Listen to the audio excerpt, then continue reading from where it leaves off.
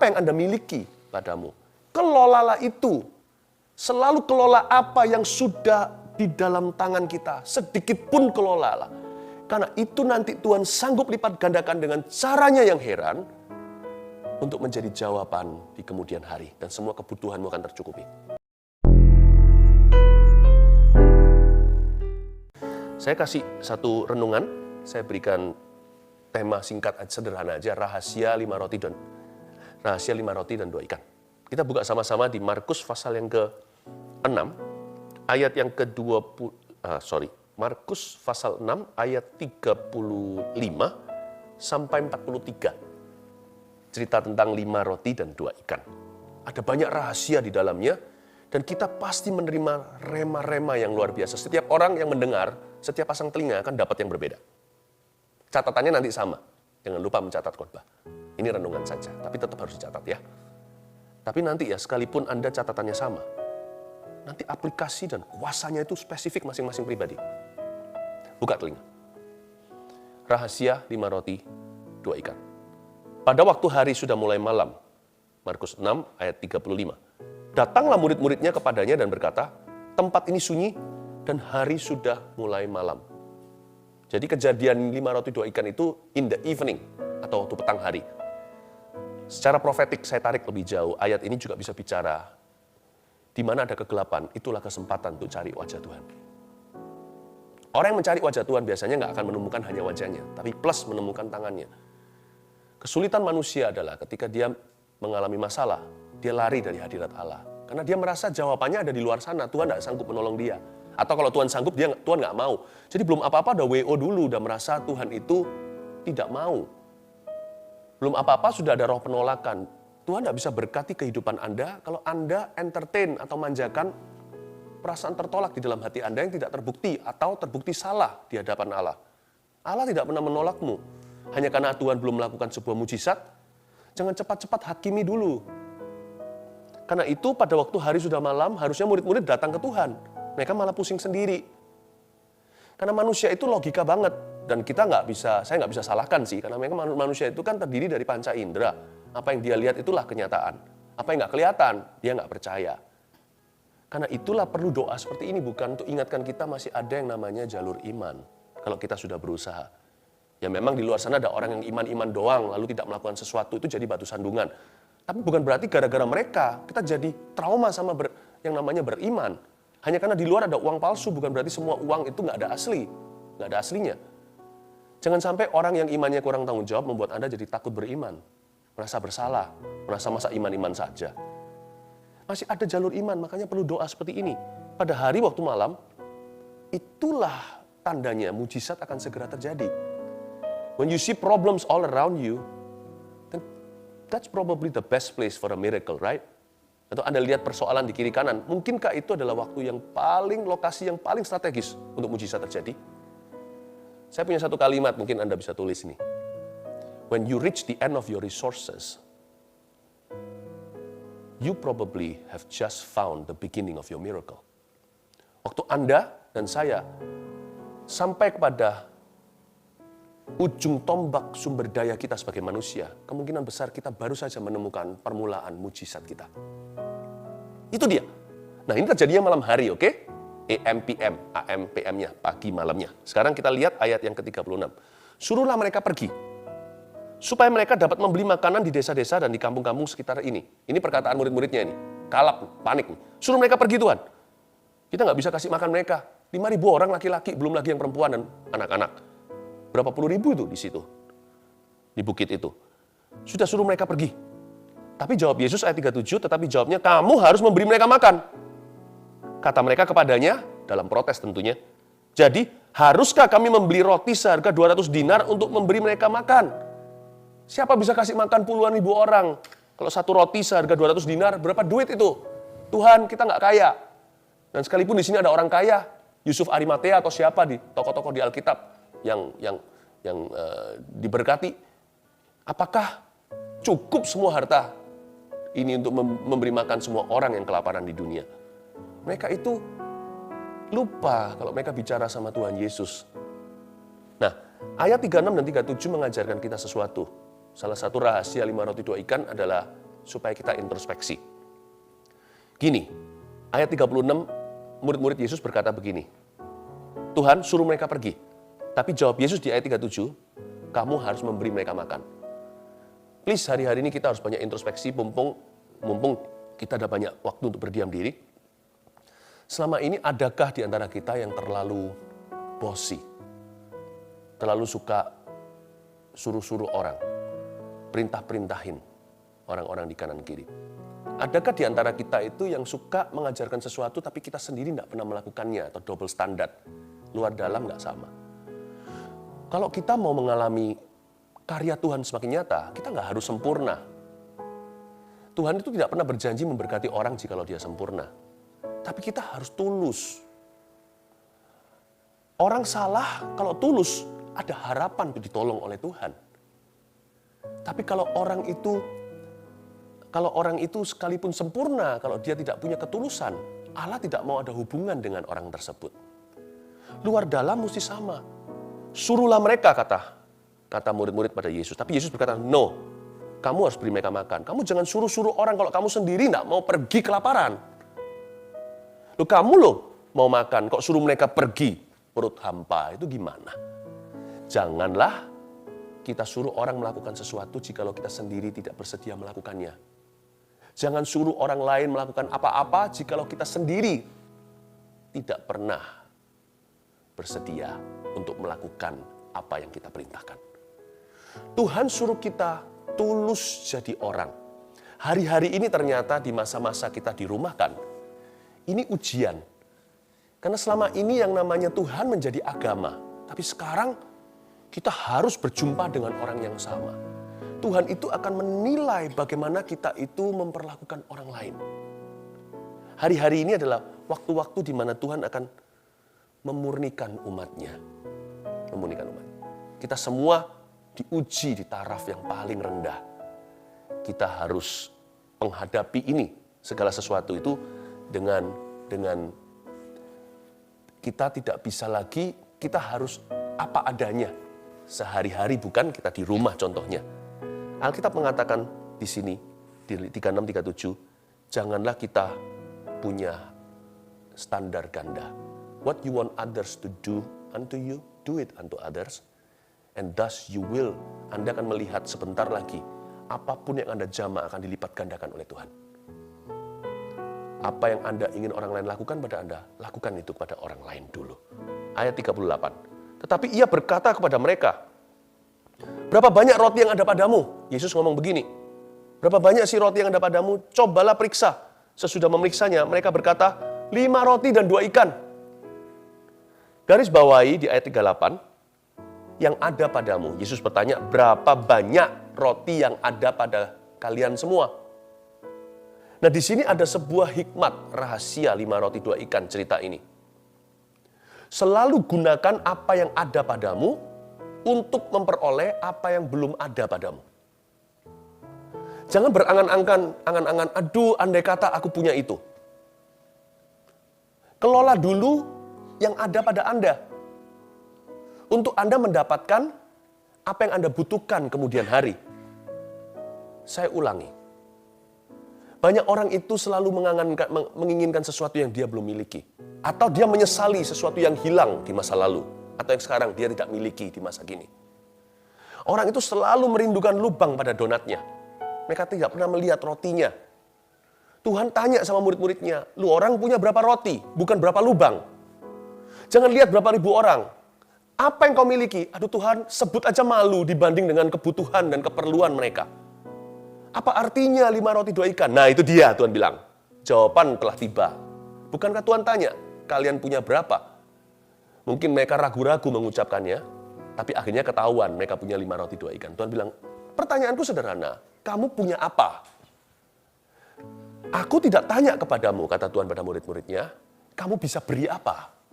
Aku tidak tanya kepadamu, mereka perlu berapa? Aku tanya padamu, kamu punya apa? Hari-hari ini Tuhan juga tanya, Roh Kudus tanya pada kita. Jangan menyesali apa yang hilang kemarin, atau yang sekarang telah melayang. Atau apa yang Anda inginkan ke depan dalam kepanikan. Selalu sekarang renungkan satu pertanyaan Kristus kepadamu. You punya apa di tangan? Ada apa yang Anda miliki padamu. Kelolalah itu.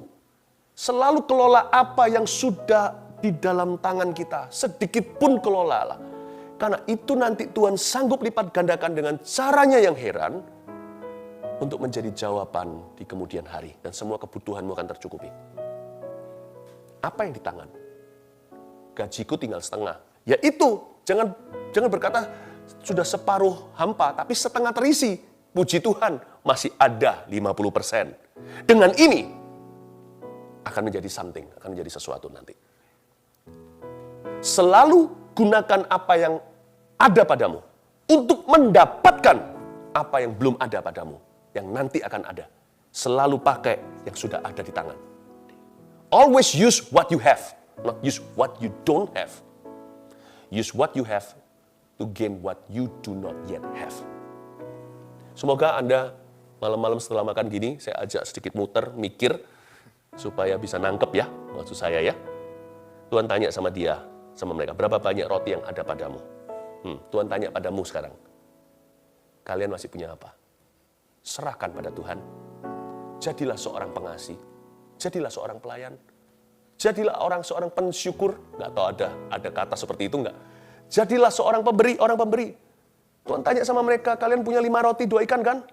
Ya, kamu harus memberi mereka makan. Ayat 37 kembali tadi, saya garis bawahi. Tapi jawabnya, kamu harus memberi mereka makan. Garis bawah ini, kamu harus memberi. Kamu harus jadi memberi. Saya bersyukur saya tidak izinkan keadaan ini saya menjadi orang yang pelit dan kikir. Tidak. Saya tidak sehari-hari hanya memikirkan diri sendiri. Besok makan apa? Masih bisa begini, begitu enggak? Masih bisa keluar enggak? Masih bisa belanja? Ya tetap harus bertanggung jawab. Semua itu harus ada persediaan dan persiapan. Namun hati saya tidak melekat padanya. Karena Tuhan berkata, kamu harus memberi mereka makan. Kamu harus memberi. Kamu harus memberi mereka makan. Kamu harus memberi. Kalau kamu mau diberi, kamu harus memberi. Bukankah tadi yang saya sudah sebutkan, standar Tuhan, ketulusan. Inside, outside harus sama. Lakukan pada orang lain apa yang Anda ingin orang lain lakukan pada Anda. Kalau Anda mau diberi oleh Tuhan, Anda juga harus belajar memberi. Sebab Tuhan perintahkan pada murid-muridnya, kamu harus memberi. Baru setelah itu tambahkan, mereka makan. Kamu harus memberi. Hari-hari ini, kamu harus memberi pujian pada orang-orang yang layak mendapat pujianmu. Di rumah contohnya. Kamu harus memberi waktu. Kamu harus memberi bahkan seorang janda di perjanjian lama, seorang nabi luar biasa datang. Makanan terakhirnya pun dikasihkan. Bayangkan, Tuhan menuntut kita semua jadi pemberi setiap waktu. Jadi pengasih setiap waktu. Ya, itu dia. Itu rahasia 5 roti 2 ikan. Ternyata lebih dari sekedar makanan. Tuhan mengajarkan prinsip dan hukum-hukum supranatural kepada mereka. Kalau mereka mau mengalami terobosan harus dimulai di dalam diri. Kalau di dalam diri mereka tidak ada terobosan, niscaya tidak akan ada terobosan apa-apa di luar sana. Yang Tuhan cari, itu iman di hati. Nah, kita lihat ayat yang ke-39. Lalu ia menyuruh orang-orang itu supaya mereka duduk berkelompok-kelompok di atas rumput hijau. Maka duduklah mereka berkelompok-kelompok, ada yang 100, ada yang 50.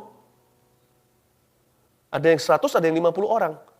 Garis bawahi supaya semua duduk berkelompok-kelompok di atas rumput hijau. Kenapa ditekankan di sini rumputnya hijau? Suruh aja mereka duduk di tanah. Lebih simpel, nggak usah sepanjang ini kalimatnya. Tuhan tidak akan menunjukkan mujizat pelipat gandaan sampai murid-murid Tuhan itu merasakan hijaunya rumput.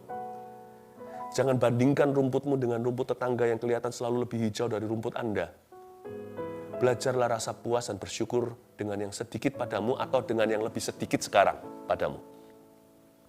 Not until the grass seems greener on your side that you will see the power of multiplication.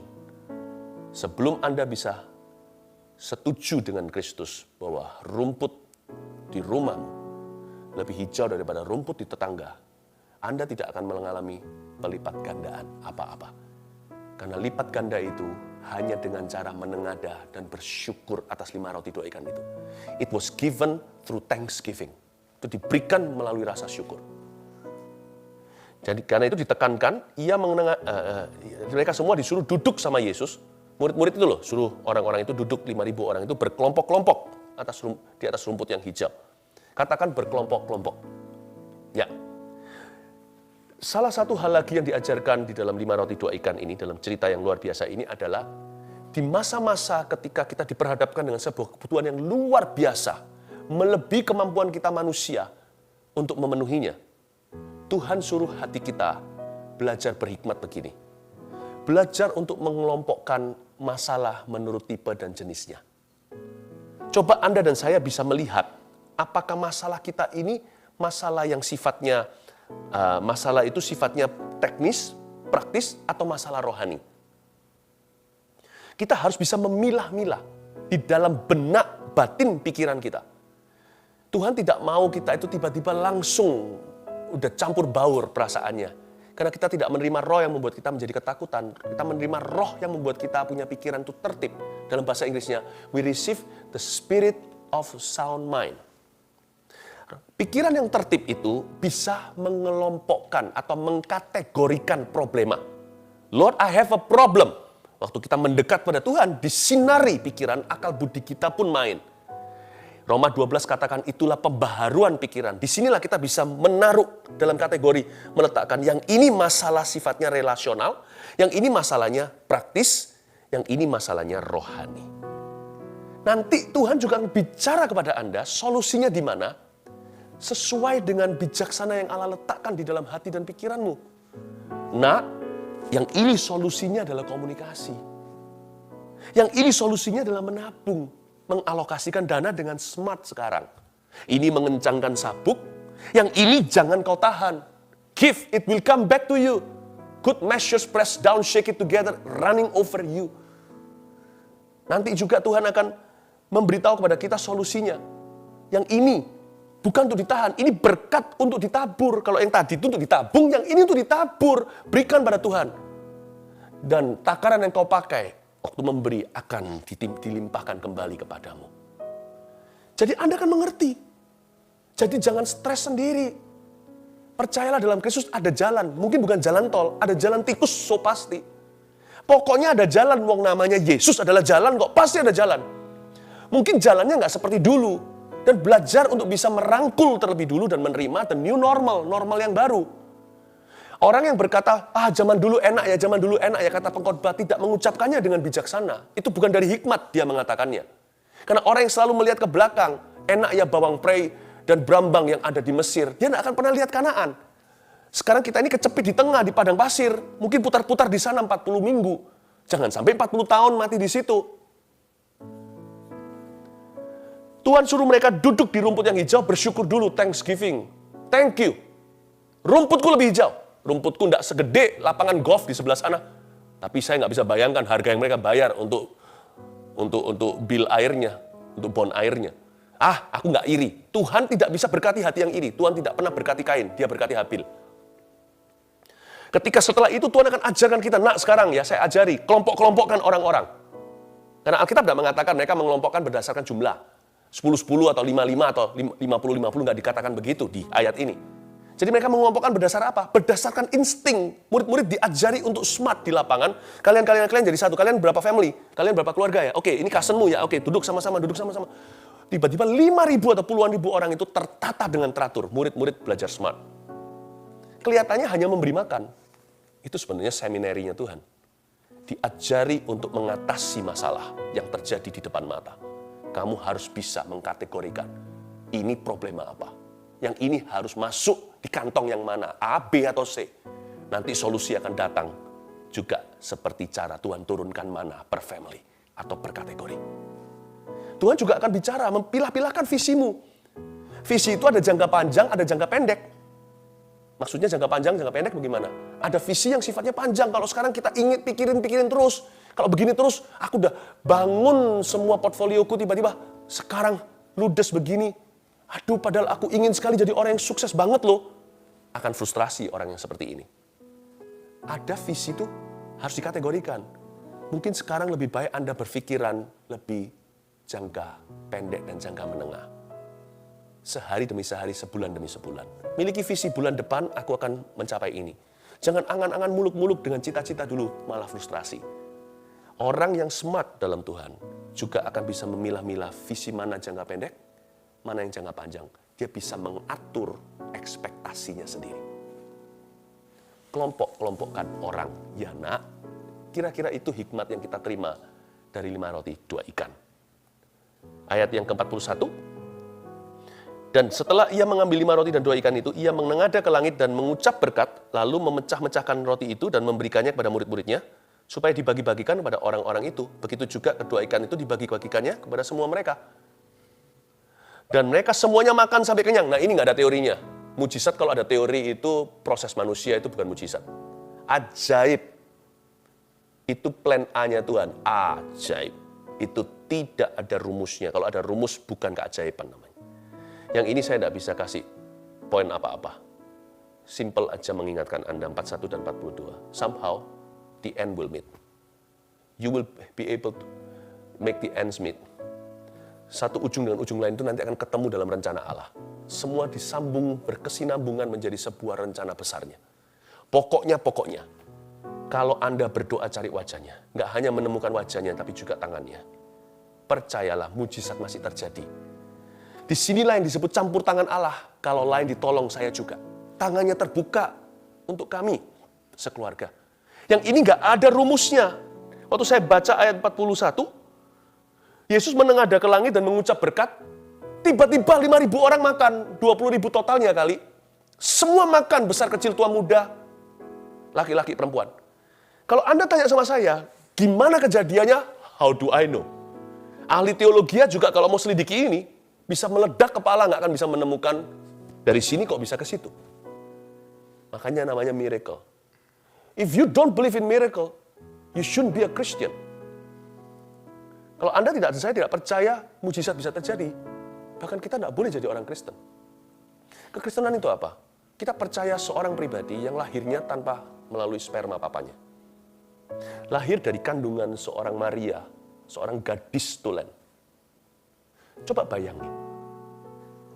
Pelayanannya penuh dengan miracles, pengajarannya nggak masuk akal manusia, tetapi begitu indah menantang akal budi kita untuk menanjak kepada pikiran sorga.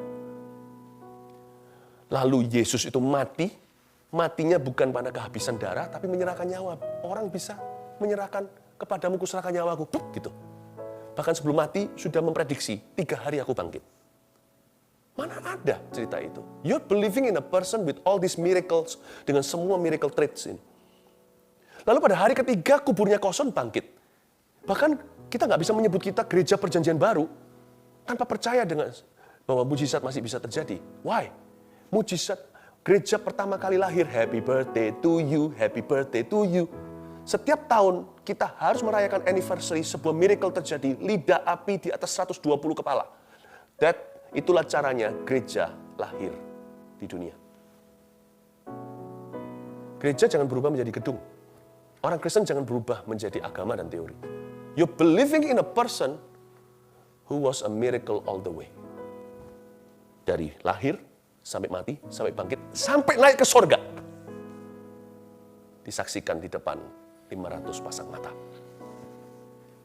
Saya beritahu, kalau dengan campur tangan Allah, trust me, your ends will meet. Ujung satu dengan ujung satunya akan ketemu. Di mana area hampa kosong vakum itu, somehow, gimana besok bayar, katakanlah bill kita, tagihan tertentu. Somehow, setelah Anda menoleh nanti, setelah lewat ini semua, per bulan, lewat. 3 tahun, lewat. Anda noleh lagi, 10 tahun kemudian berkata, ajaiblah Tuhan. Kalau tidak gitu bukan Tuhan namanya. Inilah ayat 41 dan 42, misterius, kita tidak mengerti. Gimana dari sini sampai ke sana, 5.000 orang makan. Mintalah campur tangan Tuhan. Lakukan bagianmu, kelompok-kelompokkan. Lakukan bagianmu, standar 1, ketulusan. Jangan pelin-pelan. Lakukan bagianmu, kelola yang ada padamu. Sedikit pun kelolalah. Gunakan apa yang ada padamu untuk memperoleh apa yang belum Anda miliki. Remember, it's what you have that will make you have what you don't have. Apa yang kau miliki yang akan membuatmu bisa memiliki apa yang belum Anda miliki hari ini. Yang terakhir ayat 42, 43. Kemudian orang mengumpulkan potongan-potongan roti 12 bakul penuh. Selain daripada sisa-sisa ikan, yang ikut makan roti itu ada 5.000 orang laki-laki. Ayat 43, dengan ini saya selesai. Mengumpulkan potongan-potongan roti 12 bakul penuh. Jadi murid-murid Yesus ada 12 rasul waktu itu yang suruh kelompok-kelompokkan orang. Masing-masing pulang, diajari Tuhan untuk considerate, untuk bisa memikirkan orang rumah. Pulang tapau masing-masing sebakul. Untuk Petrus tentunya kasih mertuanya, istrinya. Petrus itu mertuanya disembuhkan Yesus di awal-awal Injil. Berarti Petrus punya istri kan? Paulus nggak punya. Paulus itu single all the way. Murid-murid yang lain juga, rasul-rasul yang lain. Mereka masing-masing pulang bawa satu bakul. Itu bakulnya banyak, itu besar. Jadi mungkin dimakan dengan orang-orang satu RT. Kita makan bersama dan sebagainya. Tuhan itu ajari mereka untuk menghargai blessing to the last drop. Dan untuk menjadi blessing to the last drop. Untuk menjadi berkat sampai titik darah penghabisan. Untuk menghargai berkat sampai titik terakhir. Tetesan terakhir. Saya kasih lagi contoh ya. Nggak hanya 12 bakul penuh. Sisa-sisa ikan pun dibungkus. Ada satu keajaiban yang luar biasa. Memecah-mecah roti kan? 5 roti, jadi banyak. Biasalah, karena roti dari tepung segalanya atau dari ragi dan sebagainya. Ikan. Itu ikan cuma 2. Dipecah mungkin dari area kepala, yang sisa ekornya setengah badan, keluar kepalanya lagi. Ini ikan nggak pernah melewati masa-masa jadi telur, nggak pernah mencicip air, langsung gorengan. Ini ikan bukan plastik loh ya, ikan-ikanan seperti daging kepiting palsu. Oke? Ini adalah ikan beneran, kalau Anda buka dalamnya juga ada ringnya. Juga ada tulangnya, ada organ dalamnya jikalau ada. Termasak semuanya, kayak ikan kecil atau ikan apa. Ini ikan Tuhan ciptakan tanpa lewat laut. Itu ciptaan, karena ini bukan ikan palsu. Kalau yang dicabut adalah daerah ekornya, tinggal kepala yang di tangan, ini ditaruh di piringnya, tiba-tiba muncul ekor. Jadi setiap kali dipecah satu ikan, itu ada satu ekor ikan ciptaan baru. Sejak dunia dijadikan, tak pernah mencicipi air maupun lautan. Amazing. God can bless you. Tuhan bisa memberkati Anda di luar teorimu. Tuhan bisa memberimu mujizat di luar biologi yang Anda kenal selama ini. Dan setiap ikan itu Tuhan bungkus. Tidak boleh sisakan. Setiap udang jangan dibuang. Setiap ekor itu adalah satu berkat tersendiri. Tuhan ajari mereka untuk ringkas sisanya dan dimakan kemudian hari. Tuhan ajari kita untuk belajar menikmati dan menghargai every little blessing. Hari-hari ini adalah waktu yang tepat. Kalau Anda makan nasi, jangan sisakan satu butir. Belajar berkata ini semua dari Tuhan. Itu satu beras. Itu satu padi. Belajar menghargai.